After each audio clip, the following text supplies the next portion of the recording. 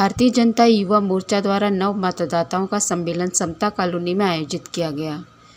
युवा मतदाताओं को भाजपा प्रत्याशी राजेश मूणत, युवा मोर्चा के राष्ट्रीय महामंत्री वैभव सिंह, प्रदेश अध्यक्ष रवि भगत ने संबोधित किया।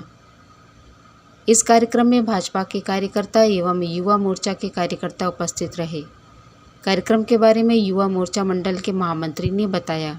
आज भारतीय जनता पार्टी युवा मोर्चा पश्चिम विधानसभा में नव मतदाता का सम्मेलन जो करवाया गया है, उसमें नए जो मतदाता है जो पहली बार वोट डाल रहे हैं, जिनको कोई अनुभव नहीं, जिनका वोटर आईडी कार्ड पहली बार बना, वो जाएंगे वोट डालने के लिए। उनमें उत्सुकता होती है कि हम वोट जाएंगे तो हम किसको वोट डालेंगे, कैसे डालेंगे, क्या होगा, जो उत्सुकता बनी रहती है। उस भाव के साथ यहाँ पर आज बहुत सारे मतदाताओं को भारतीय जनता पार्टी युवा मोर्चा ने बुलाया है।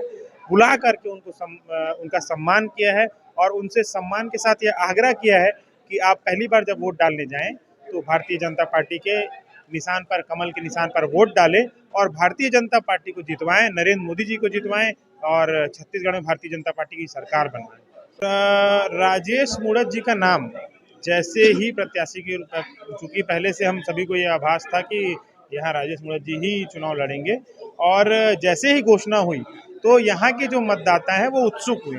उसका कारण ये है कि 5 साल पहले जो उन्होंने गलती की थी, 5 साल पहले उन्होंने कांग्रेस का बटन दबाया था, जिसके कारण विकास उपाध्याय विधायक बने थे, और वो 5 साल विकास से और रोड, नाली, रास्ते की मूलभूत सुविधाओं से जनता जो पश्चिम विधानसभा की दूर रही, उस अभाव को उन्होंने महसूस किया 5 साल।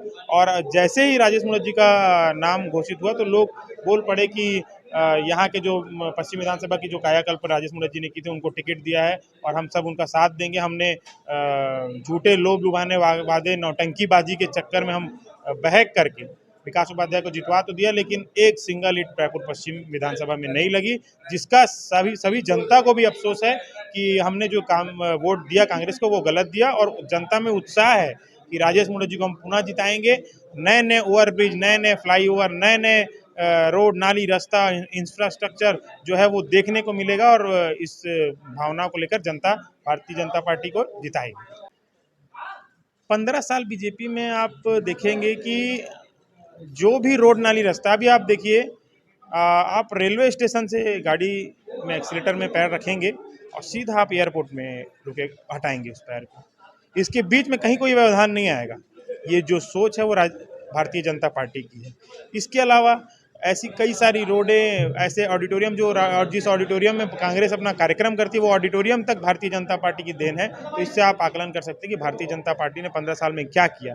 5 साल में जो कांग्रेस है उसने केवल लोभ लुभाने वादे किए। कुछ जो केजरीवाल जो है, जो भ्रष्ट बेईमान केजरीवाल है, उसी का ही एक फोटो कॉपी जो है वो भूपेश केजरीवाल, वो वहाँ दिल्ली वाले का नाम मुख्यमंत्री का अरविंद केजरीवाल है और यहाँ के मुख्यमंत्री का नाम भूपेश केजरीवाल है। वो भी लोग लुभाने वादे करता है, झूठे वादे करता है, लोगों को फ्री में, मुफ्त में चीज़ें बांटता है, जिससे जनता बहक करके एक बार उसको जितवा चुके हैं। अब आने वाले समय में जनता उनको जरूर गद्दी से उतारेगी और उतार करके उनको उखाड़ फेंकेगी और भारतीय जनता पार्टी को पुनः मौका देगी, क्योंकि वो विकास देखना चाहता है। हाँ, भारतीय जनता पार्टी पहले बजट देखती है, बजट के अनुरूप अपना काम करती है। ये नहीं कि लोन लेकर के ऑडी में घूमे। भारतीय जनता पार्टी का कोई भी कार्यकर्ता या भारतीय जनता पार्टी का कोई भी नेता लोन लेकर ऑडी में नहीं घूमता। भारतीय जनता पार्टी अनावश्यक रूप से कर्ज लेकर के अपना कोई काम करे, फ्री में बांटे, और उसका जो बोझ है भारतीय जनता पार्टी किसी भी जनता के ऊपर नहीं देखना चाहती। क्योंकि आप अगर कोई काम करेंगे, उधारी लेकर करेंगे, तो उसको निश्चित रूप से आपसे ही पटवाया जाएगा। कोई भूपेश बघेल अपने घर से लेकर के नहीं आएगा, वो आपसे ही पटवाएगा, आप ही की खाल नोचेगा, नोच करके उससे जो लोन लिया है उसको पटवाएगा। तो आज अगर क्षणिक लाभ किसी को हो रहा है कि चलो कोई पट्टा दे दिया या थोड़े पैसे दे दिया या कुछ भी दे दिया, उसका जो हर्जाना है वो आपकी पुश्तों को भुगतना पड़ेगा, आपके बच्चों को भुगतना पड़ेगा। और निश्चित रूप से कोई भी इस संसार में कोई भी चीज़ जो है वो मुफ्त नहीं होती है, उसका कोई ना कोई कीमत बाद में आपको अदा करना पड़ेगा। युवा मोर्चा का मैं एक सक्रिय कार्यकर्ता हूँ। इस कार्यकर्ता होने के नाते मैं सभी से निवेदन करूँगा कि बढ़ चढ़ के जो चुनावी महापर्व आ रहा है, जस्ट दिवाली के 4 दिन बाद जो वोटिंग का सिलसिला चालू होगा, उसमें अधिक से अधिक मात्रा में आप वोट करें।